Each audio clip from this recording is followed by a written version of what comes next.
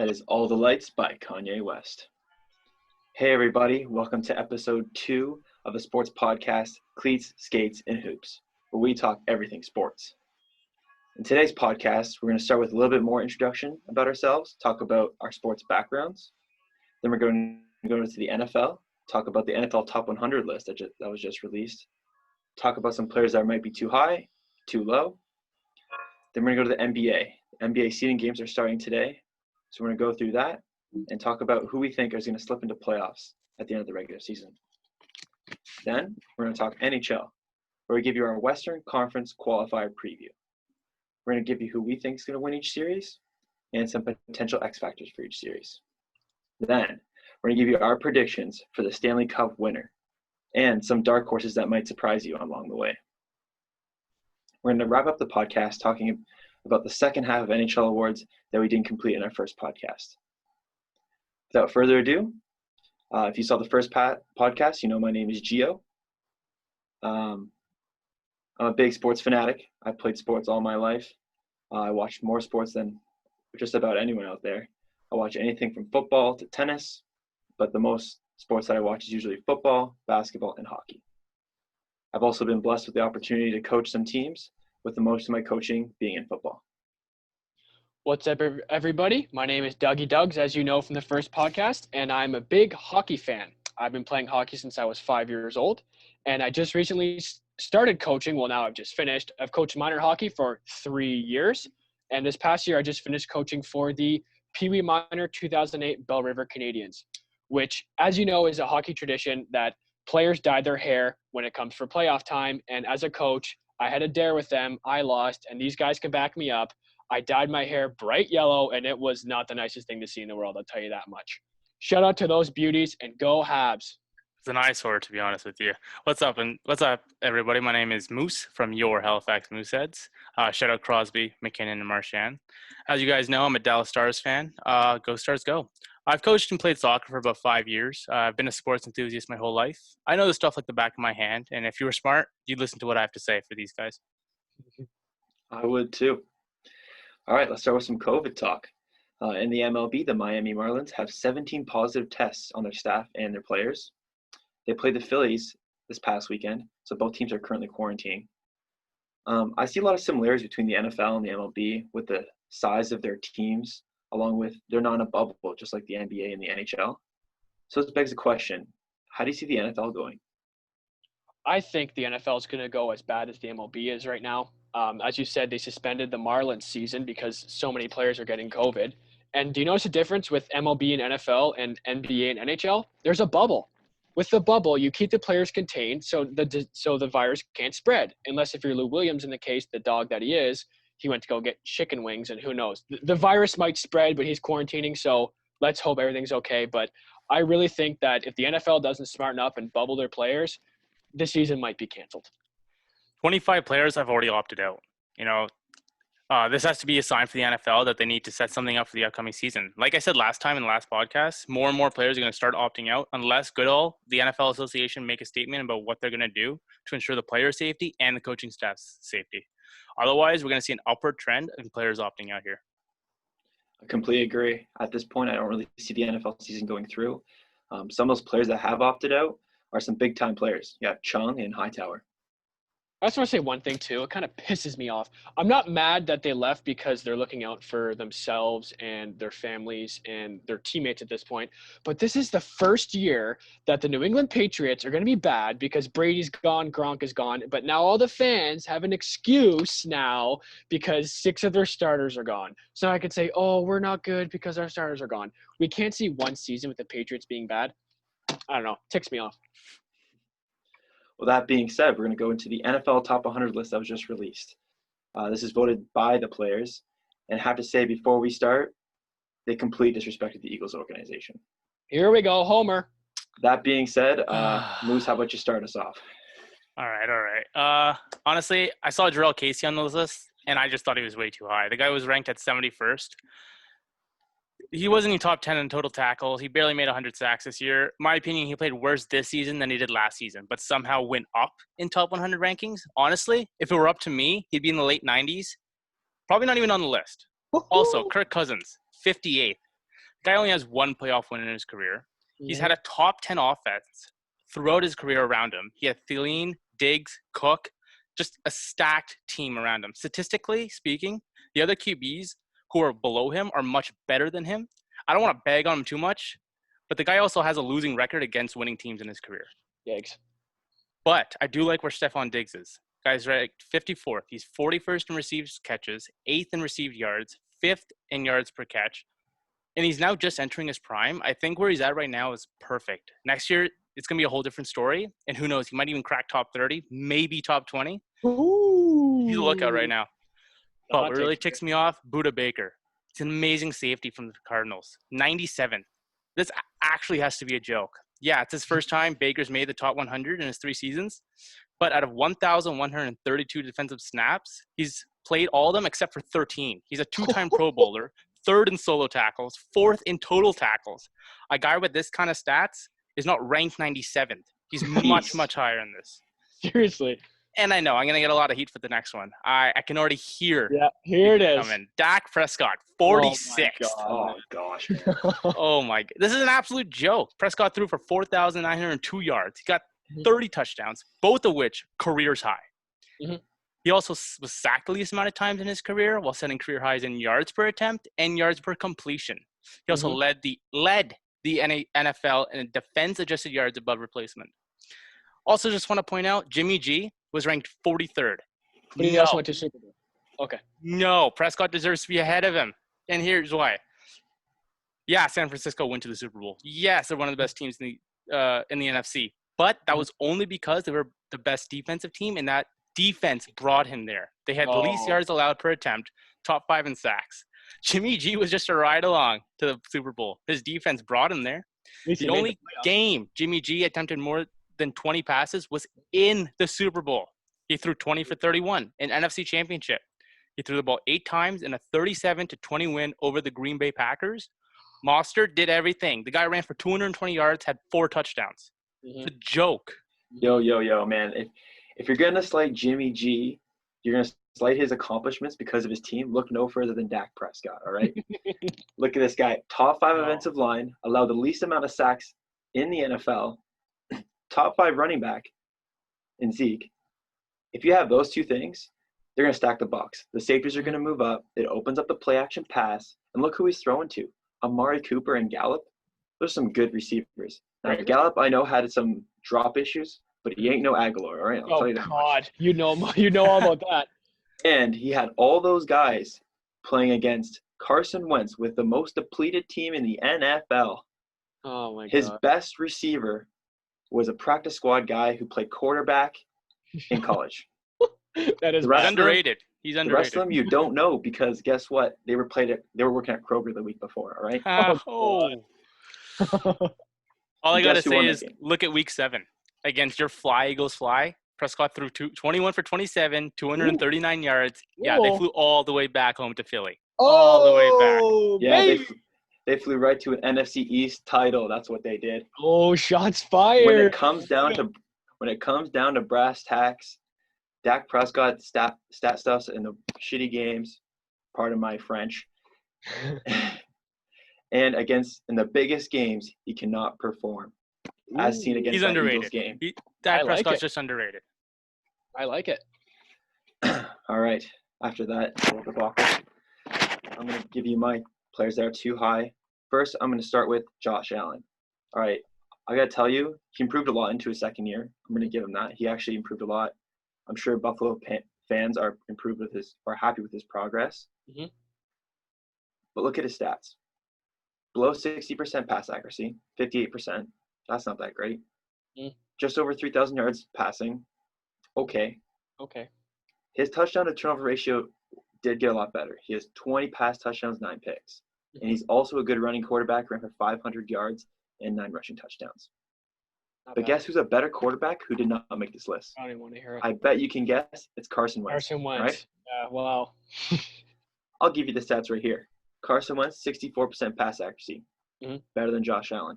4,000 yards passing. 1,000 better than Allen. Okay. One of the best touchdown to pick ratios in the NFL. 27 touchdowns, 7 picks. He also tagged on 250 yards rushing and a touchdown with the most injury-riddled team in the league. Oh my God. I respect Josh Allen. I think he's a good player. I don't think he should have been on the top 100 list in place of Carson Wentz. All right, fair enough. Up next, Mark Ingram. He was ranked What? number 44. I'm telling you right now, too high on the list, okay? Good running back, too high. Former Heisman Trophy winner, 1,000 yards? Come on, man. According to this list, he's ranked as the 9th best running back in the league. Let's take a look at the stats, all right? Yeah, let's look. 1,000 yards rushing, 14th in the league. 14th. As a 31-year-old, nonetheless.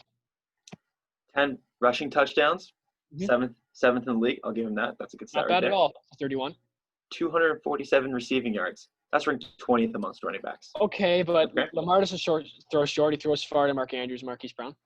Total rushing and receiving yards combined, Uh-huh. he's 14th in the NFL amongst running backs.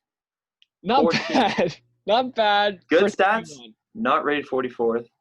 He is one of the best offensive lines in the league. I'd say probably top 10 offensive line. Yeah, two good players. He's not even the best runner on his team. Hey, don't forget, Ravens also have a QB they have a running back as their QB. Don't forget that here. Dude, he's the youngest player ever to have a perfect QBR, and he threw the most passing touchdowns in the NFL. What are you talking about? I'm sick and tired of people saying this. Pisses me off. He's a quarterback, for God's sake. You have to agree, Mark Ingram, not the best runner on that team. Nah, I would say Lamar's a better runner, but Exactly. Right. And that opens up a lot of things. Play action pass, the DN/outside linebacker has to cover Lamar. He can't go for Ingram. Lamar is the better runner. He has to go for him. It opens up more space to wait for a hole and cut the field. okay. My just right is Eric Kendricks. Didn't have the best year statistically. He's a very cerebral player, though. I like him a lot. Someone you have to game plan for. He's very smart. One thing I'm really impressed is that he really stepped up his game when it came to leadership. For sure. I think it's extremely important in a linebacking core. I think you need a leader at each part of in the defense. Mhm. DBs, linemen, linebackers. Yeah, for sure. My too low, Allen Robinson. Criminally Wow. underrated here. Ooh. Okay. Obviously, it's no secret that Mitch Trubisky isn't the best quarterback around. Garbage. I'm sure Bears fans can agree with me there. He was ranked 93rd. He had 98 receptions, almost 1,200 yards, and 7 receiving touchdowns. That's 40% of Mitch Trubisky's pass touchdowns. Wow. The next highest on his team, 650 yards receiving by Anthony Miller. You know what that means? It means Allen Robinson's getting double coverage / bracket coverage Mhm. all the time. Like, he's not going to blow you away with any one quality, but he has good speed, good route running. He's got good size and good hands. I think he's going to be underrated for some time. Ooh, I like that hot take. And now, the most underrated player in the NFL, right here. Here it comes. All right, Fletcher Cox, number 73. Wow. He is a top 3 D tackle in this league. I'd rank him number 2 behind Aaron Donald. Top 3. Wow. Okay. God. Pro Football Focus ranked him as the 15th best player in the NFL. 15th, and he was ranked 73rd. I don't know what they're smoking. Talk about the disrespect. My gosh. I gotta throw a shout out to 2 other players. I thought there's a lot of people that were ranked too low here. Trey White plays for the Bills. Didn't allow 1 receiving touchdown all year, and was tied for the league lead in interceptions. Wow. Buffalo guys always get discredited usually, I guess, except for Josh Allen. Yeah, right, exactly. And then Harrison Smith, obviously veteran. He's getting older, but I still think he's a top safety. I thought he deserved to be higher. Yeah, fair enough. All right, so for my 2 players that are ranked too high, some may say this is controversial. That's just kind of the way I like to be sometimes, especially when it comes to sports talk. Coming in at number 59 is Odell Beckham Jr. I personally just think this guy's a drama queen. He's too focused on other antics. He tried proposing to that the mesh that kickers kick in, like for big field goals, rather than hyping up his team and encouraging his quarterback to win a big football game. He's more focused on putting on a $2 million watch than going in to make plays and win football games for his team. A couple stats for you. He had 74 catches this year, 1,000 yards, which honestly is good for a receiver, but a receiver of his caliber should be much higher. He had 4 touchdowns. 4. It's 48th in the NFL. Marlon Humphrey, a Ravens corner, had 2 of those in as many games. Come on, man. You got to be better than that. And I personally think he hasn't been the same since 2015 and 2016 when he had receiving yards of 1,400 plus yards and 1,300 plus yards. Don't get me wrong, 1,000 yards is still a good feat, but for someone of his caliber, it's got to be better. And my second player it's too high at number 14 is the guy I love hating is Tom Brady. Don't get me wrong, he still is he's a winner. He can get to the playoffs every year, but let me just run this by real quick. Not even stats, just schedule facts alone. He played the Steelers, who were bad, Cincinnati, who's worse, the Browns, the most overrated team this past season, the Dolphins twice, the Jets, who we trashed last episode, twice. They played the Skins, who are the worst than every team I just named, and the Giants, who could probably be worse than every other team plus the Skins combined. Okay? And the teams they lost to, they got thumped by the Ravens.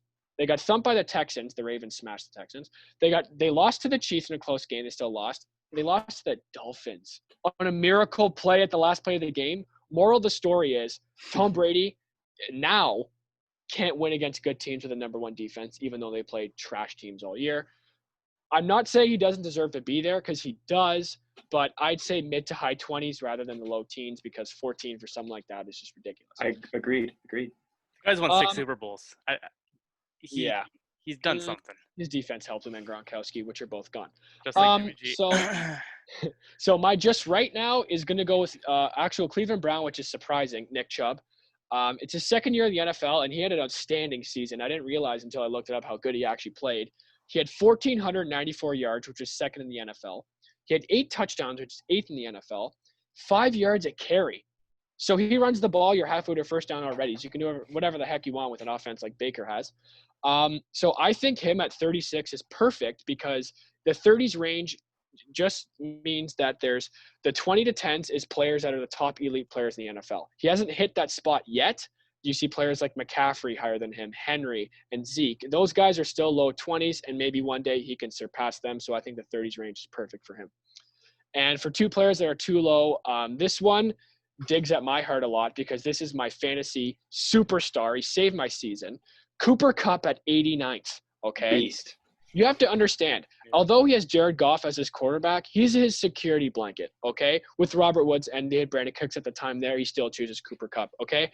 Cooper Kupp is 7th in catches, 11th in yards, 2nd in receiving touchdowns, and you're going to give him 89th? I want whatever these guys are smoking. And also, by the way, can we talk about how bad the Madden ratings were? We've been talking this podcast longer. I just want to say the Madden ratings are probably even worse. This is just a joke. And another thing that ticks me off at number 2 is Keenan Allen, 77 ranked. I think they do this on purpose just to piss this guy off. Okay, 2nd in catches, 5th in yards. He had 6 touchdowns this year, which, okay, it's bad. But look at his quarterback, Phillip Rivers. His quarterback is more focused on making children than throwing good passes and winning football games. Okay. And also last thing I want to add is cornerbacks around the NFL have said how much of a good route runner that Keenan Allen is. Okay. That's a skill in itself besides breaking tackles, catching, running, that everything else aside. Route running is a special elite talent. And if he's that good, that corners say higher than 77 for sure. And one last thing, actually, I know I said that, but bear with me. 7 Ravens are on that list. 7, with Lamar Jackson maybe being number 1. That's all I got to say. All right, with that, let's go to NBA. The seeding games are starting today.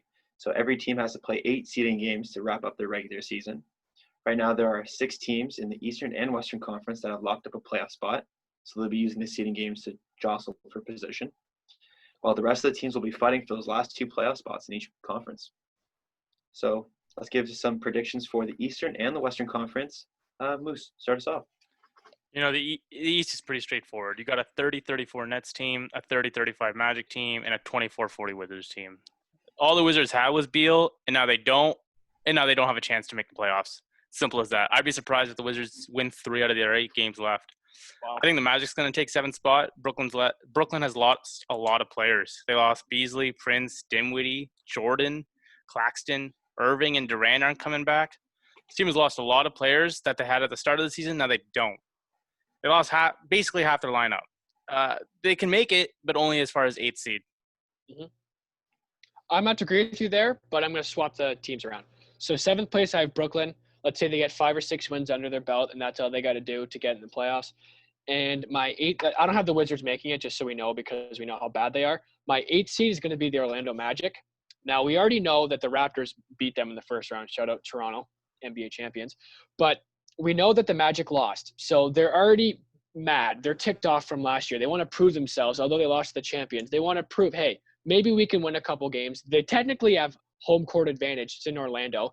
And who knows, maybe some team magic can spurt with them. No pun intended. I have them at 8. Well, I have to agree with both of you. I think Washington is kind of screwed here. Beal's their best player, and without him, and even Bertans, their three-point shooting is going to struggle. So I don't see them making playoffs. I see Orlando jumping Brooklyn. As Moose said, Brooklyn has a lot of injuries or people who are just opting out because of COVID. So it's not looking good for Brooklyn. I'm going to say they go down to the 8th, Orlando up to 7. Now over to the Western Conference, and this gets a little messy. There's a lot more teams that are in the fight for the playoffs. Currently, right now, Dallas is in the 7th seed and Memphis is in the 8th. Right now, I have Dallas as a lock. They are 7 games ahead of Memphis. They have a great team. Doncic, having a great season. Porzingis, great. The rest of their team together plays very well. They're missing Willie Cauley-Stein, I believe, because he opted out. But overall, offensively, they're one of the most efficient teams of all time. Now for the 8th spot, I see this being really close. Because of this season, because of COVID, they actually have a play-in. So any team that from the 9th seed or lower is within 4 games of the 8th seed, they're going to play a round robin for that 8th seed and last spot in the playoffs. Okay. I think Memphis, the Trailblazers, the Kings, and the Pelicans will all be in this round robin, and I have the Kings coming out on top. Whoa! Trailblazers, they're missing Ariza. I feel like that's a huge defensive piece they missed. He's been in big games before. I think he can defend people like Ingram, which could have helped him out. So without him, I don't see them in it. Pelicans, great rebounding. Ingram had an amazing year. Obviously, Zion, we all know how much of a beast he is. But I don't see their defense and their turnover ratio isn't that great. So that's why I'm picking Kings. I love Fox. I love Buddy Hield. They have lots of depth scoring. They have 7 guys who score in the double digits for points per game, which is crazy. They do struggle to rebound, but I think they're going to win that 8th seed. Speaking of struggling with rebound, actually, I have the stat for you right here. Sacramento averages 42.5 rebounds per game, which is 27th in the NBA. What does that tell me? Well, that tells me their team isn't hungry to get the ball to rebound. What does that also tell me? It also tells me that they don't have the ball, therefore they can't score, therefore they can't win. Without the ball, you don't win. And they don't rebound well, so how are you supposed to get the ball? My 8th seed is the New Orleans Pelicans, okay? They're a pesky team mixed with rookies and veterans all alike, and they have an underrated shooter that everyone's forgot about in JJ Redick, okay? He played in the Clippers for a number of years now. He hits big shots. He knows how to play in the big game. He hasn't made to the finals, but he's made to at least a second or even third round in the playoffs a couple times, so he knows how to, pave the way for the younger players. Speaking of younger players, Brandon Ingram is now a proven scorer, I think. I think he's came into his own since getting traded from the Lakers. 24 points a game. Then they got Zion, also 24 points a game. He looks like a grown man out there, okay? And he's 19 years old. It's freaky. That's and huge for his age. Do not forget about Scary. Lonzo Ball. His dad's going to be going crazy if he ever finds out that I brought him up on this podcast. But he's not the greatest shooter, but he can still give you 12 to 14 points in a game, and he's a very underrated passer. So I got Pelicans at 8. First off, I would like to say sorry to our listeners because these schmucks don't know what they're saying. They only got one thing right in the West, and that's the Dallas Mavericks. Yeah, Willie Cauley-Stein has opted out, but Dallas are a lock. They got the European duo, Doncic, Porzingis. These guys are going to cruise by in the 8 games to finish the regular season. Yeah, they're playing tough teams like the Rockets, Bucks, Clippers. They beat the Bucks earlier, and they tied the series against the Rockets 1-1. They're a lock here. On the other hand, for the 8th seed, Memphis. Oh. They're already 3 games ahead. They got this young team that has the likes of Ja Morant, my opinion, rookie of the year, big man Jonas Valanciunas, and the young guns of Brandon Clark, Jaren Jackson Jr. They're averaging 29.4 points, 10.6 rebounds, and 2.5 blocks combined. They're 7th in field goals percentage, 20th in points allowed. This young gun squad has heart, and they can make it. They have been good since Conley and Gasol left. Look, Moose. You said young's kind of a benefit for them. Being young isn't the best when it comes down to the playoffs. Bingo. And Doug, Hmm. don't even get me started on how good the Pelicans are at rebounding if they can't play defense and they turn over the ball 24/7. Thank Ain't God they had a stopping, 4-minute layover. ain't stopping anyone like that. All right. With that being said, we're gonna do our Western Conference qualifier preview. Hey, go. it's about time, baby. First series on the docket is Edmonton versus Chicago. And for me, I love Edmonton in this series. They're the only team that I'm picking to sweep Get the any of booms these out. qualifier series. Huge. The big factor for me is special teams. I love special teams when it comes to playoffs, and Edmonton has extremely good special teams. Yeah. The first power play in the league, almost at 30%. It's way better than any other team in the league. It's almost 4% higher than the team that's second in the league. Wow. PK, second in the league, right behind San Jose, and San Jose's not even in the playoffs. So best special teams in the playoffs is going to lead you to some places. Goals for, goals against, they're kind of average, middle of the pack. But if the other teams kind of take too many penalties, I feel like Edmonton can go far. Yeah. That being said, obviously Kane, amazing, great player, 84 points this season. Right. Taves, great player, 60 points. But after that, they don't have that much depth scoring. Kubalik had 46 points. He was third on their team. Obviously, second half of the season was incredible. For sure. But I see depth scoring as a huge issue for them. Their power play is not looking very good. Right. Corey Crawford, I don't know if he's going to be ready. He had COVID. I'm hoping the best for him because it's always a terrible thing to wish someone bad luck based on their sickness. For sure. But I wonder if conditioning-wise, is he going to be ready? We'll see. For me in this series, I have to go with the Oilers in 4 here. The season series was 2-1 in favor of Chicago. The season series was fairly even. Just to piggyback what Gio said, I looked at special teams as well. The Oilers are first at, as Gio said, 29.5%. First in the NHL. When you have McDavid passing the puck to Draisaitl on his off wing for a one-timer, he's going to score every time. I don't care what goal you are. The Hawks power play, on the other hand, 15.2%, 28th in the league. That's a substantial difference, okay? If the Hawks go on the power play, who knows if they can score goals or not? That's what it's going to come down to is the goal scoring. Because you already know that McDavid and Draisaitl, even Nugent Hopkins can score, okay? Showtime Patty Kane, I want to see him get his 4th cup, but I don't think he can do it by himself this time. And with the depth scoring, as you said, I don't think it's looking good for him. I got Oilers in 4. I really like this series. It's going to be a great matchup. You got Kane and Taves on one side, both above 60 points. And you got McDavid and Draisaitl on the other side, 97 points, more. It's going to be a fun series. And I'm picking Edmonton to win this, but in 4 games. The way I see it, the series depends on 2 things. For Chicago, at least, special teams and defense. Edmonton, they got to focus on the goalie situation. For years, Edmonton's biggest downfall has been goaltending. Koskinen has been okay this year. He's putting up 2.75, 26 in that, a .917, 15 in that. He's been okay, not amazing, but he's been okay. Yep. I'll tell you one thing, he's doing better than veteran Mike Smith. So when Smith is in net, the opposing team is actually scoring 7 more goals than average this season against him.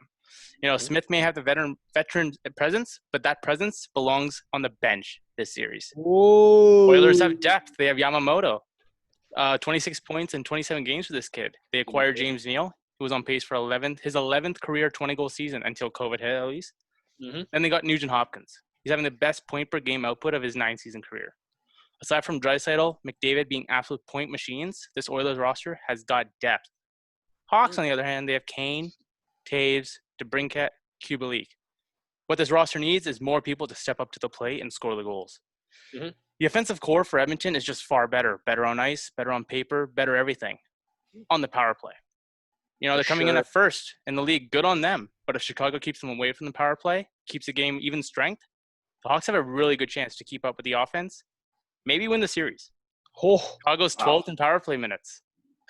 Penalty minutes. Lowering this down has to be their number 1 priority. Oh, for sure. Edmonton has been a mediocre team. You look at the stats, mediocre team on 5v5. They're 18th in goals for, 25th in goals against on even strength. A team who's doing that good should not be doing this bad on even strength. Chicago, as we know, they've had a stellar defense in the past, but a veteran core of Duncan Keith, Brent Seabrook, these guys are old. They're showing signs of aging. There's nothing we can do about that. Hawks are 29th in the league for expected goals against per game. 80% of their unblocked shots are coming right in front of the net. Without Crawford, bailing them out every single game, the Hawks would be a lottery team right now. They would not be in the playoffs. And honestly, because of all this, Crawford's my difference maker for this series. Assuming the Oilers make the right decision here, start Koskinen over Smith, I don't really give the Blackhawks that much of a chance. Mm-hmm. But if Crawford, who we know he can, goes on a 5-game heater, he can get Chicago to hang in, win some games, maybe steal this series. But if Crawford is anything less than stellar, it's all Edmonton. Wow, we already know what happens if Chicago gets on late game heater. We could see a fourth cup for them too. My X factor, as Moose once stated his name, I have James Neal. He had 19 goals this year, should have had 20 before COVID hit. And he is a playoff guy, as you know. He's went to 2 cup finals already. He went to a cup final with Vegas 2 years ago and came up short. And he went to the cup final with Nashville. I'm sure some people forget about that. So he's been to the cup finals twice. He knows what it takes to get there. He hasn't won per se, but he's gotten pretty freaking close. So I think his experience is going to help a younger Oilers team in order to hopefully take a run at this cup. I agree. Neil, if he plays in his the beginning of the season form, I feel like he could be a huge help for them down the line. Absolutely. Yeah. I'm going Kubalik. Obviously, depth scoring. They need it. They need second half of the year Kubalik. If they can get that, I think they can pull off some wins. I don't know if they can win it, but they can definitely pull off some wins. For sure. All right, up next, a series that is very near and dear to Dougie's heart. It's about time, folks. Now we can what you got to see. Winnipeg versus Calgary. Woo! Early word is that Riddick has the edge in terms of goaltending for Calgary. He's been playing pretty well in practice, so he's going to be the starter, it looks like. Moose, what do you think about this? Calgary, man. What can I say about these guys? These guys have been just inconsistent all season long. You know, that's the reason they're in the middle of this playoff pack. You know, 6 players have put up at least 16 goals. Lindholm leads them by 29. Tkachuk has 23. But Monahan and Gaudreau, these guys have to step up if they want to push through this Jets team. You know, they're going to have to rely a lot on their blue line group of Mark Giordano. He's the anchor on the blue line. He's 19th overall in ice time per game. So guys like Hannafin and TJ Brody have to help ease the load for Giordano on the blue line and cut down scoring chances for the Jets. Also, against almost every potential playoff opponent, the Flames have just been outmatched in goaltending, and the same can be said for this series too. Bucky. Rittich, he has a solid first half like always, but he's worn down during the home stretch. It's a good thing Cam Talbot has been dependable as a backup. You know, Rittich is putting up 24 wins, a .907 save percentage. Talbot, on the other hand, 12 victories, a 919 save percentage. These aren't terrible. They've helped the Flames get 36 wins, playoff spot. But look at Hellebuyck. He kept the Jets in contention after the team lost 4 core defensemen, which include Bufflin, Myers, Trouba.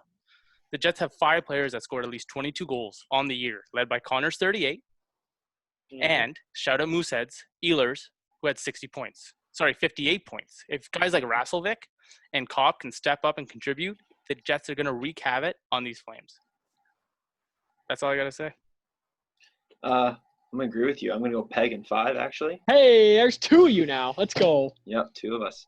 It's no secret Calgary went down this year compared to the year before. They really struggled to score compared to the year before.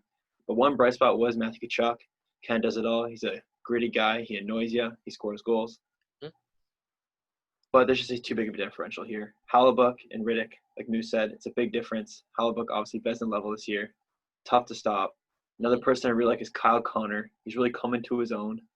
I think he's an absolute beast. I also like Pionk and Morrissey on the back end. I think they're both really good.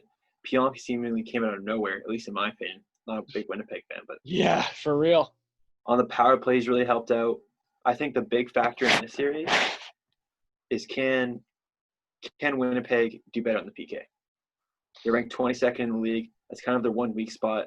I feel like they can. If they can, they're going to win the series. All right, ladies and gentlemen, we have now officially hit the spot of the podcast where it's my most favorite. Bear with me. I might start screaming. I might ramble on. Just bear with me. This is my favorite part. This is the best. First, I'm going to say Jets in 4. Okay? I trust the guys and they can do it. All right, the season series was 1-0 for Winnipeg. All right, they played one game. It was the Heritage Classic. As you can see, the jersey behind me. They won it in overtime. I missed the game, however. Why did I miss the game? Because my oldest sister decided to get married that night. I'm definitely not mad that I missed that game. Thanks a lot, Dana, for that one. 2 glaring stats that are pointed out to me right now. Winnipeg's goals allowed is 10th in the NHL at 2.83. As you know, Hellebuck, I'm not going to get in on it, maybe later. We all know how good Hellebuck has been all season, okay? The Flames' power play, however, is 11th in the NHL at 21.2%. So that just tells me it's going to come down to, can Hellebuck play well? If Hellebuck plays well and stops pucks, they win. If not, they're going to lose. It's pretty obvious. But my X factor for this series, it's not going to be Wheeler. It's not going to be Scheifele. It's not going to be Laine. It's not going to be Hellebuck even. It's going to be the third line of Andrew Kopp, Adam Lowry, and Jack Roslovic. Okay? Now, before Roslovic was on this line, it was Kopp, Lowry, and Tanev, and they were a fourth line, grinding line, shut down the team's best. They'd forecheck. They score a goal every now and again. Now that Tanev left to Pittsburgh, Roslovic slides into that third line role. He's a former first-round pick, drafted the same year as Kyle Connor, so you know he has some great offensive abilities, and he can put up points in the third line, especially, which is huge in the playoffs for depth scoring. This line is definitely going to shut down Calgary's best. They match up well. And just for example of offensive prowess, Andrew Kopp, 10 goals in the third line, Swiss Army knife player. He's a 200-foot player, can play your power play, your penalty kill, you name it. Maurice puts him out for it. Adam Lowry, an underwhelming 10 points, okay. He missed a lot of games, but 10 points definitely isn't the greatest. But he's a big, tough guy, kills penalties, blocks shots, and takes hits to make plays. He also fought Ryan Reeves. What the heck, dude? He fought Ryan Reeves. That guy's an animal. You couldn't pay me enough to fight Ryan Reeves. And last but certainly not least, as I've mentioned before, Jack Roslovic, career high 29 points. He had a hat trick this season, slides into that third line perfectly well. And if they forecheck like dogs, man, I don't see Calgary stopping the Jets, let alone this freaking crazy line. I'm going to have to go a little Halifax for the difference maker here. I'm going for a Moosehead alumni, Nicolas Ehlers. This 20-goal player has taken plenty of heat for to be unable to score in 21 playoff games. He just has 7 assists, which is good. Good on him. But him on the line of Patrick Laine and former Stars player Cody Eakin will be counted on heavily for offense on the second line. I think he's going to deliver and help make the Jets win in 4. Let's go. Let's do it. All right, Calgary last year, obviously great offensive team. This year, not so much. Only 2.9 goals a game. And because of this, I'm picking my X factor is Gaudreau. He had 99 points last year in 82 games. This year, only 58 and 70. When you need goals, you need your best player to step up. And he's their best player. He's got to score for them if they want to win this series. Sure. Up next, Vancouver and Minnesota. I'm actually very excited for this series. I actually can't wait. The more and more I look at the stats, I feel like it's going to be a great series. What's your thought on this, Doug? Well, first, what I want to say is there's 4 Canadian teams in this Western Conference play-in. So that just goes to show you that Canadian hockey is back on the rise, and the West for Canadian hockey is better than the East. That's all I got to really say about that. But with that being said, I have the Canucks winning in 4 games. I'm never going to pick the Wild Central Division rival. It's just the way it goes. But the Canucks are a good team, and I'll tell you why. Season series was 2-1 for the Wild, okay, which I'll give them that. But the Canucks power play is 24.1%, which is 4th best in the NHL. You have Quinn Hughes, you have Besser, you have Horvat, you have Toffoli, and you have Elias Pettersson on his off wing. Come on, give me a break. They're going to score every time. The Wild's PK is 77.2%, 25th in the NHL. That's a difference maker right there. If the Wild keep getting penalties, they're going to lose. If they stay out of the box, they'll have a decent shot. I have to agree with you on that. I agree that Vancouver's power play is amazing.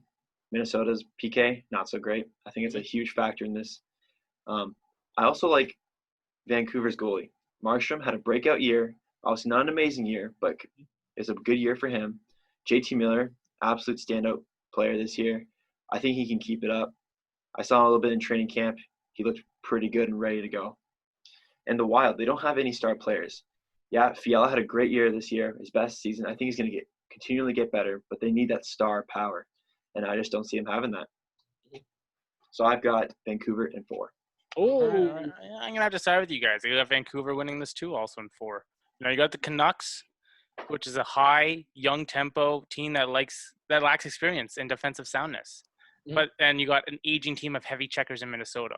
It's like a classic matchup of the best top 6 forward groups with Pettersson, JT Miller, Besser, Hovert, Toffoli, and Pearson against one of the best top 4 defensive top 4. You got Suter, Spurgeon, Dumba, Brodin.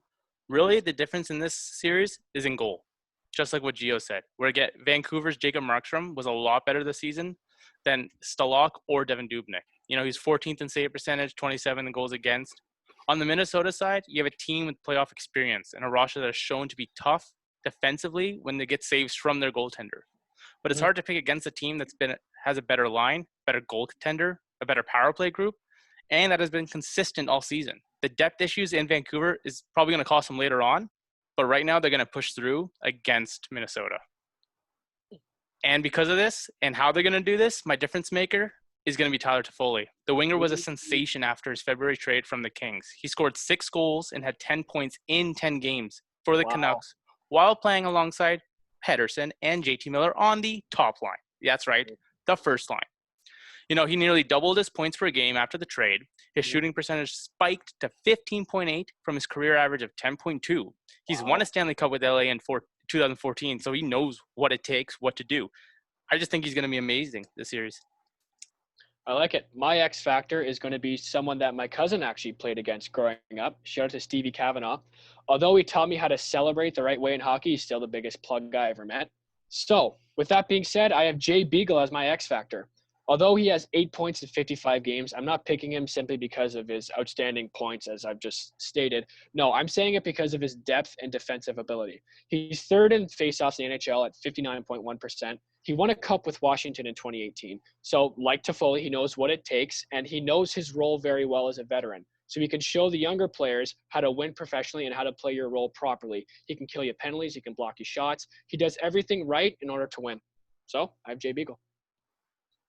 I have the same as Moose. I have Toffoli. I think it was a great addition, great trade for them. Like he said, 10 points, 10 games. He's getting first-line minutes. He's experienced. He's won the cup. I think he's a great veteran player to add. Yeah. All right. The last series we're going to talk about is Arizona versus Nashville. Ooh. Personally, I have Arizona in 4. Wow. I think Kemper is the most underrated goalie in the NHL right now. He's a great player. I think Taylor Hall is going to go off. Spitfire, by the way. Yeah, baby. Nashville has the worst special teams in the playoffs. Yeah. 25th ranked power play, 29 ranked PK. It's going to be tough to score. Mm-hmm. Versus Arizona, 3rd best goals against, 5th best PK. It's going to be tough. On paper, Nashville looks okay. They have Forsberg, they have Johansson, Arvidsson, Duchesne. They have depth players like Benito and Turris, but they just don't match. They haven't been playing well this year. Because of that, Arizona in 4. I like it. I'm going to back you up on that. I'm going to have this as my biggest upset of the qualifying round. I have Coyotes in 5. Although the season series was 1 win, 1 loss for both teams, an even draw, I still have the Coyotes. Why? Again, it's just the special teams is my biggest difference. I'm going to keep going to that just because it's the way playoffs go. The Coyotes power play is at 19.2%, 18th in the NHL. So it's not crazy good, but when you have someone like Taylor Hall or Phil Kessel, you're bound to start scoring goals at some point. They're bound to catch fire at some point. And the Preds PK, as Gio said, is horrid at 76.1%, 29th in the league. If they can't solve that problem right now, I don't see them winning. I don't care how good their team is. Not to mention Turris has been very underwhelming. Matt Duchesne has been obviously very underwhelming. So depends on the Preds putting net. I got Coyotes in 5 here. I'm going to go a little different from the both of you. I got Nashville. As much as I hate them, I got Nashville winning in 5. Wow. Both forward groups struggled offensively this season. In fact, here's a little trivia. No forward on either team managed to score more than 50 points. I'm not going to say Taylor Hall because half of his points came from New Jersey. Right. Only 2 forwards in these teams scored more than 20 goals, Forsberg and Garland. The best offensive player on either team this season was Norris Trophy finalist Roman Josi. Guy had 65 points, 16 goals, 49 assists. Wow. So basically, when looking at this series, you got to look at 2 things, depth and special teams. And depth goes to Nashville. The top line of Forsberg, Johansson, Arvidsson, bunch of well-rounded, skilled players. Second line, Duchesne, Turris, Granlund, speed demons. Then you got a reliable bottom 6 filled with guys like Bonino and Craig Smith, whose physical grinding styles thrive in postseason games. Also, this series, much like all series do, could honestly come down to which team performs better on the special teams, like what you guys said. Despite how much talent they have, the Preds really struggle, whether they're a man up or a man down. Just look at last year's round 1 series against yours truly, the Stars. Dallas held the Preds 0 for 19 in power play, and the Coyotes this year are one of the best PK teams. They're ranked 6th. But I think the core strengths of Nashville, the depth of Nashville, an elite defense pairing of Nashville that's probably going to play 40% of all even strength minutes, an offense that didn't have too much trouble scoring this season, and a goaltender in UC Saros who's been dependable his entire career and in playoffs can hopefully pull out a series in 4 or 5 games here. Wow. And I know most people are going to pick Yossi as their difference maker, but I'm going to go a completely different route. Ryan Ellis. He's hugely important to the Predators' Former back end. Spitfire, baby. Ellis missed nearly 2 months in late December and early 2020 with a concussion. Mhm. But when he returned in late February, he produced a point per game, almost a point per game pace, and averaged nearly 24 minutes of ice time. Also, Ellis holds the Predators' all-time record for playoff assists. I got to give it to Ellis here. Wow, I never knew that. Good for Ellie, former Spitfire. I love it. My X factor, I'm going to go with a guy that the majority of people forgot about even played on this team since the trade was so long ago and he disappeared off the face of the earth. Derek Stepan. He has 28 points in 70 games. He's my X factor because he's fallen off a cliff since he got traded, as I said. And when he was in New York, he was a very solid playoff guy. He would get you goals, assists, kill you penalties. He got that big Game 7 overtime winner against the Caps in 2014, I'm pretty sure, in Game 7. So I have Stepan here because he knows what it takes to get to the finals, and hopefully he can do it for the Coyotes. Moose, looks like you've been stealing my notes here. First to Foley, now Ryan Ellis. My X factor is Ryan Ellis. Obviously a great defender, missed 20 games. I think that really affected their record and their statistical analysis when going into this series. Mhm. I think he's going to help out their special teams a lot, and I think he's going to have to play big if Nashville wants to win this series. Great minds think alike. Yes, sir. All right, now we're going to give you our Stanley Cup prediction. Who's going to win the Cup? Ooh. Doug, let's get started. I really hope you don't pick Winnipeg, man. As my Cup winner, I don't, but as a dark horse, I mean, we'll see. But as my Cup winner, I have a very popular pick in the Boston Bruins.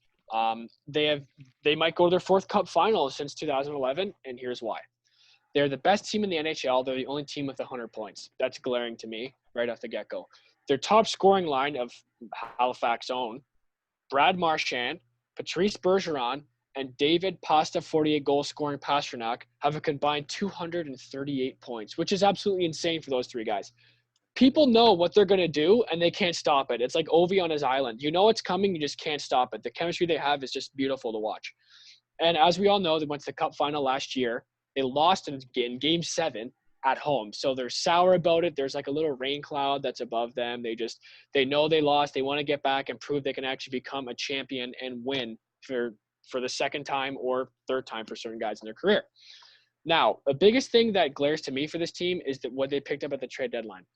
They picked up Nick Ritchie and Andre Kasha. Nick Ritchie, they both came from Anaheim. Nick Ritchie is a 1st-round pick. He played with Getzlaf and Perry. So those guys know what it takes to win a cup, and they're just nasty to play against. Like Corey Perry's nicknamed the Worm for a reason. He's just a bad guy to play against. He's nasty. Ritchie can hit, he can fight, he can score. He's a tough SOB. I wouldn't want to mess with him. And Andre Kasha is probably a player that many people don't know really who he is. But besides Mika Zibanejad, I'd say he's got the best percentage of breakaway goals in the NHL. He'll go in, his main move, he'll go in and fake go to the backhand. Every time, he sells me because he's so good every time he does it. And I think those guys are going to be big for that team to win. Now, I know I'm rambling on, but here's 4 glaring important stats that I want to tell you guys, okay? They're 9th in goals, 2nd in power play percentage, 1st in goals allowed, and 3rd in the PK. 4 of the most important stats, 3 of them are in the top 3 and 1's in the top 10, okay? That's just telling me that this team is dominant, and I think that they can win. And besides Ritchie and Kasha, a main guy I'm looking out for is Charlie Coyle. He had 16 points in 24 playoff games last year as a 3rd-line center. Book that. I got Bruins winning. You know, the greatest city in Canada. We already have 4 cups. 3 thanks to Sid the Kid from the Penguins, and 1 thanks to Brad Marchand on the Bruins. Sorry. And guess what, Halifax? You're about to get your 5th. But this time, a new face is going to bring it. That's right. From the Colorado Avalanche, led by Moosehead alumni, Nathan McKinnon. Oh, Colorado, man. They're just one of the best teams in the league right now. No debate. Offensive top 4, 92 points. They lost Landeskog and Rantanen to injuries for almost half the season. And who was left and stepped up to the plate? Moosehead alumni, Nathan McKinnon. He had 93 points, cruised through the league with 35 goals. Now, Close your eyes and imagine this. How destructive the Avs will be with a healthy trio of Landeskog, Rantanen, and McKinnon, the forward tandem. These guys are going to tear through teams' defense, along with rookie Cale Makar. He's proven he can be destructive at the blue line. He's a Calder finalist, second in points among rookies. Also, don't forget Eric Johnson, a veteran, steady and reliable. Ryan Graves provides a physical presence. Samuel Girard, I know he isn't your typical defenseman, but it's hard to argue that he is not effective. They're third in points, second in the West, fourth in goals for. I'll say this again. This was without Landeskog and Rantanen for half the season. Sixth in goals against per game, not to mention an 81.4 PK. Along with Pavel Fantus, who was amazing between the pipes, coming into playoffs with a .923, ranked sixth overall in 34 games. He's also seventh in goals against. These guys are a dominant threat in offense, defense, goaltending. No team can match up with this side. Maybe a team that swept them in the regular season. I don't know. But right now, no team. Look, during these unpredictable times in COVID, you have to go with someone who's predictable. The best player of all time, Sid the Kid. Yeah, Right? baby. Pens are winning this year, and here's why. Look, I had them in December. That's part of the reason why I'm sticking with them. But I think they have an amazing team. Obviously, the biggest thing is no injuries. They have Gensel back. They have Crosby back. They have Malkin back. They have Letang back. They picked up Zucker.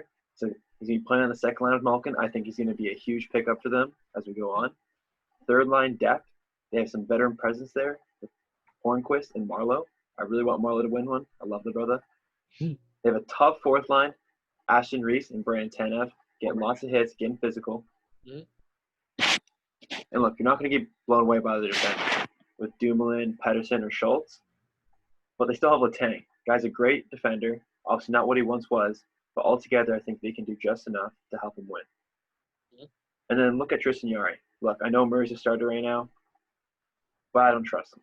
The guy has not been playing well. In practice, there's been word that he's been struggling a little bit.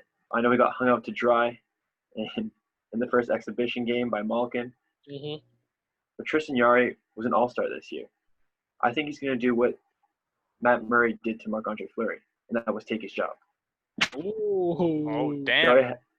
Jarry had 3 shutouts, 2.43 goals against, .921 save percentage. His record was 20, 12, and 1. That would have been way higher if those injuries were limited. Oh, for sure. Altogether, Pens are going to win the cup. Take my advice. They're taking 4, baby. And Malkin. I love it. Now for dark horses. I don't know if a lot of people will consider this a dark horse team, but I'm picking Philadelphia. Philadelphia Flyers. Look, no one's picking Philly over Boston, Tampa, the Avs, St. Louis. That's why they're the dark horse for me. Look, they're 7th in goals for, 7th in goals against. They've got good special teams. They have 2 good lines up front. The first line they're running right now is Giroux, Couturier, and Voracek. That's a stacked veteran line. Their leading point getter, Konechny, is on their second line. That's a huge boost for them. Oh, for sure. Another thing I like is the addition of Nate Thompson. Obviously, he played for the Habs, got to watch him a lot. I think he's going to be a Pat Maroon kind of player for them this year. Yeah. He's going to really help them. He's a gritty guy. He's got good skills. And then defense. Provorov, I think, has improved over this year. I think Niskanen playing with him, a veteran playing with him, really helped him out. And then Gosh Bear. I know he had a great rookie season. Hasn't been great since. He had 2 knee surgeries, so you hope the best for him. But apparently this is the best he's felt in years. The best he's looked in years. If he can provide some of that rookie flair that he had, I think they have a great chance of winning this. Not to mention the end of the season 9-1 on a huge streak. Damn. Look out for them to make some upsets. Oh, I like it. It's a hot take. Hard to argue with that, but when you look at the Western Conference, many are going to point out St. Louis Blues. They won the Cup last year. Colorado Avalanche, favorites to win it this year. You got the Vegas Golden Knights. These guys are all favorites to make the Stanley Cup Finals and win it. What about the 4th seed in the West? The top defensive team in the league? That's right, your Dallas Stars. We have quality scorers: Tyler Seguin, Jamie Benn, Alexander Radulov, Rope Hintz, Pavelski, Dennis Gurianov. Stellar defense that includes, but not limited to, John Klimberg, Miro Heiskanen, and Esa Lindell. Ooh. And let's not forget, a stout goaltending tandem. Ben Bishop, we all know, is a beast in the playoffs, finished second in Vezina scoring. Vezina scoring last season, was nominated 3 times in his career. He's got a 2.12 goals against, a 9.29 save percentage, 5 shutouts. I'm going to be honest with you, he does have a body made of glass, sits out most of the game due to injury, but he's still 10th in save percentage, 10th in goals against, and this is in 44 games. Let's not to mention, we have Anton Khudobin, the best backup in the league. He's number 1 in save percentage, 3rd in goals against, all within 30 games.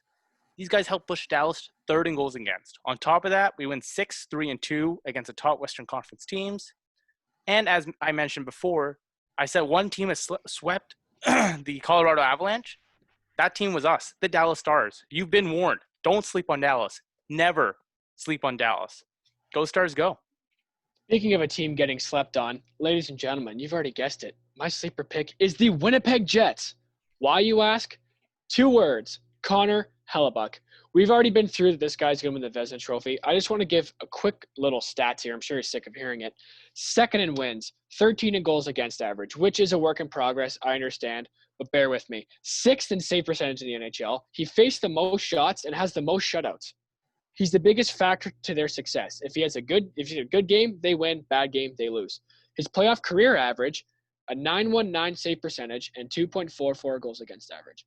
Last year, they lost to the Stanley Cup champions, which is a hard pill to swallow, but it's manageable since you lost to the champions. And 2 years ago, they lost to Vegas in the conference finals. If Fleury didn't stand on his head, the Jets would have won the cup against the Caps. Another guy I want to highlight is Paul Maurice, a Windsor boy as well. 732 career wins. He went to the Cup final in 2002 with the Carolina Hurricanes, okay? The Carolina Hurricanes, besides 2006, was a good team. 2002, how do you go to the Cup final? Maurice led him there, okay? He's a player's coach. The players like him. He tries to connect with the players more. Therefore, they feed off what he does. He's a very emotional guy.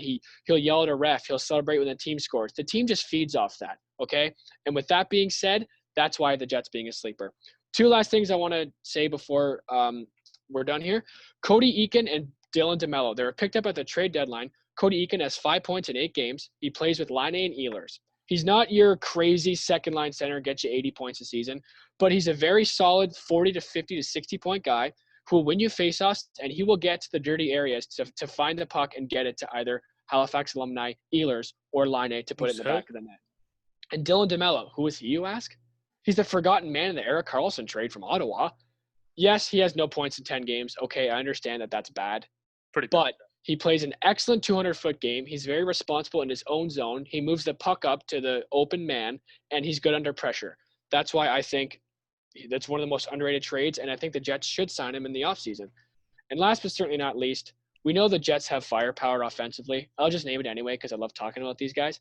You have a 38 goal scorer, future 40 goal scorer, Kyle Connor. You have an 80-point guy, Mark Scheifele. You have a back-to-back 91-point tinted visor captain, my favorite player, Blake Wheeler. You have a 44 goal scorer, Patrick Laine. You have a former 30 goal scorer, Halifax alumni, Nikolai Ehlers. With these guys getting points and goals, I don't see if Hellebuyck plays well, they can go on a run. They could be one of the best teams in this playoffs.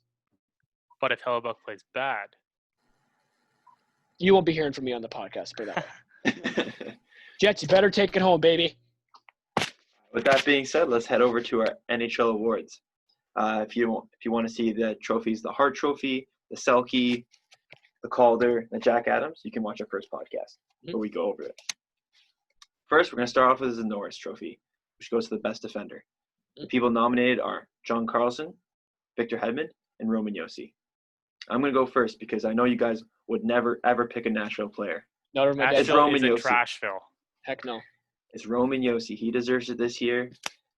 I know John Carlson had 10 more points, but look who he's playing with on the power play. Ovi, Backstrom, Kovalchuk, Oshie. That's crazy. I would score 50 points that season. Come on. Ooh. Roman Josi, his plus-minus is 10 better. Mm-hmm. He's a higher point share, which means he scores a bigger percentage of his team's points. Right. And look at the people he plays with. Granlund, Forsberg, Craig Smith, Turris. If you're comparing the 2 power plays, not quite close. Mm-hmm. Not to mention Roman Josi is the captain of his team, has a little bit more on the plate. I think it's close, but I'm picking Josi. No, this is a 2-way race. There's no question. I'm going to go with Carlson. He's having an unreal season prior to the pause. He was 10 points ahead of Yossi, and that is maybe due to the power play, but still 10 points.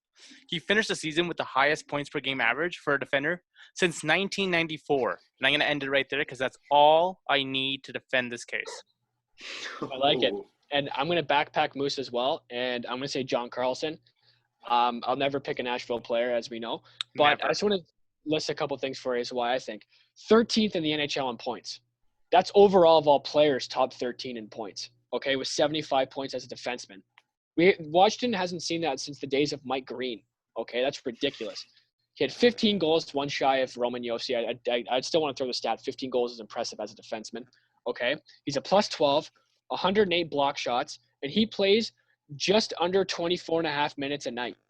Okay, starters usually get 20 minutes a night, and they're happy with it, but he's almost getting 10 minutes more, and he has more responsibility. And his partner is Dmitry Orlov, who's not even that good anyways. So I have him as the Norris winner because no one's ever talked about him for years. I respect that. Up next, I have a feeling I know where Doug's going with this one. Oh, we're for talking Vezina, best goalie in the league. Bucky. The nominees are Connor Hellebuyck, Tuukka Rask, and Andre Vasilevsky. Mhm. Moose, how about you get started? I got to go with Rask. I know he's got a stellar defense in front of him, but just look at his numbers. They're way too good to ignore. Rask is among top other goalies with 40 starts and save percentage, goals against. Just has ridiculous numbers. He's a 9.29, second in save percentage, 2.12, first in goals against. Yeah, I know he's got a stellar defense in front of him, but most of the reason why the Bruins are first in goals against is because of Tuukka Rask. The Bruins are still allowing 30 shots per game. They're still ninth in high danger shots allowed. He's not just sitting there in between the pipes. This man is playing the goalie he needs to play to win. I like it. Ladies and gentlemen, I'm sure this is no surprise. I'm picking Connor Hellebuyck 100%. Never saw it coming. Yeah, really. I already named his stats, or listed his stats. I'm just going to say it again real quick. Second in wins, 31, 4 behind Vasilevsky, has the best team in the NHL besides Boston. Sixth in save percentage, most shots faced, and most shutouts. And without Hellebuyck and the Jets, they're a lottery team. So I got Bucky for Vez, baby. I'm agree with Doug here. Obviously, he said the stats. Hey-o! I have Hellebuyck. I think it's between him and Rask. Mm. But Rask had slightly better stats when it comes to save percentage and goals against. But he played 17 less games. I know some of it was because of concussion, but he also had a great backup goalie who also had a great save percentage. That means the team around him is really good.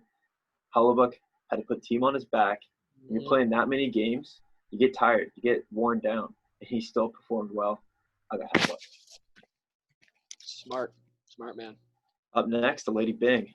Nominees for this one are McKinnon, Matthews, and O'Reilly. Personally, I got O'Reilly. None of these guys really commit that many penalties, but I got O'Reilly. He's got 10 penalty minutes on the year. Great player. I don't think anyone's ever said one bad thing about this guy throughout his entire career. It's O'Reilly. I got to go with Nathan McKinnon. This goes to a player who exhibited the best type of sportsmanship combined with a high standard of playing ability. You might be thinking I'm only saying this because he's from Halifax. Oh, another Halifax bias. No, McKinnon deserves this. He led the other two nominees with more points, point total of 93 points, 13 more than Matthews, 32 more than O'Reilly. And he did this all while Landeskog and Rantanen were injured for half the season and while only picking up 12 penalty minutes. My pick is going to be ROR, Ryan O'Reilly. The reason why there's such a big 30-point gap between O'Reilly and McKinnon is this. McKinnon is known as a prolific point getter, 90-plus, 100-point guy. O'Reilly's your 60 to 70-point guy, absolute gentleman of the game. He's a gamer when it comes to big games, cup champ. He's won the Lady Bing before. He's a Conn Smythe winner, and he's a great 200-foot player. He can kill penalties and win you faceoffs, do everything. So I got O'Reilly winning for sure. Up next, we have a great feel-good story, the Bill Masterson Trophy, which is given to a player's dedication to the hockey. All great nominees, Stephen Jones from the Stars, Oscar Lindblom from the Flyers, and Bobby Ryan from the Sens. Moose, who do you think is most deserving? I just want to congratulate all these guys for being nominated. The dedication, the strength is just amazing. If it were up to me, all three of these guys would get the award, but unfortunately, that isn't the case here. My pick for this award goes to Stephen Jones. He battled with post-traumatic headaches due to a head injury back in February of 2018. It sidelined him for 23 months, and it honestly looked like he'd never play hockey ever again. He himself admitted that at one point he lost hope, that he experienced suicidal thoughts while dealing with these post-traumatic headaches. But last January, 23 months later, he made his return to the Dallas Stars lineup, played 17 games for the team, scored 2 goals, got 3 assists, back and ready. And honestly, it's just a wonderful story. I love it. Yeah, I agree with you. It's hard to pick one. They're all really deserving. I just want to really commend Stephen Johns and Bobby Ryan, obviously with mental health and addiction. It's hard to come out in a tough player environment like hockey and really be that kind of invulnerable and stuff. All three of these things, mental health, cancer, and alcoholism, are all prevalent in society. I'm sure a lot of people can relate. So it's really impressive what these guys have done. I'm going to go with Oscar Lindbaum, coming back from cancer and then getting a contract extension. It's extremely impressive. But once again, it's hard to pick one of these guys. Just to piggyback what you and Moose said, I don't like picking what guy is the best for this award because they've all done certain obstacles to get to where they are now. They showed perseverance, dedication, mind over matter, and just believing in themselves and having the love and support of their family with them. So with that being said, I guess the winner of this will be Bobby Ryan. His mother passed away, and obviously that's a big toll on anybody, and he suffered alcoholism, and he publicly shared it. So not only is he dealing with grief, he had to publicly share that he was an alcoholic. So he has to deal with people in the media judging him and looking down on him. So it's just a lot of stress but he wanted to get out to people that he's human as well, and we all experience problems in our lives. And it was just nice to see him after 3 months in rehab. He comes back, gets a hat trick in his first game back. The crowd gives him a standing O. He started crying. I teared up a little bit. It was just nice to see that hockey is one big family, and it all came full circle. And speaking of being one big family, I want to give a thoughts and prayers to Eddie Shack and his family. We weren't old enough to see him play, but as we know from certain like hockey players and voices, we know how much of a character he was and how much of a nice guy he was. So we want to send our thoughts and prayers to Eddie Shack and his family, as well as Dale Howardchuk. He is in remission with his cancer. So our thoughts are with you, Dale. Dale strong, and fight through this, man. You got it. I just want to thank everyone for listening to this Cleats, Skates, and Hoops podcast. I've been Moose. I've been Gio. I've been Dougie Dogs. Next time, we're going to talk more worldwide sports, news, how the NHL qualifiers are going for each of the teams playing, how the round-robin teams are playing, and how the rest of the regular season for the NBA is going. Something is off today is Rested by the Rain, Philly Talent. Don't forget to follow us on social media, Twitter, Instagram, YouTube. We're everywhere, people. We're everywhere. See ya. Peace.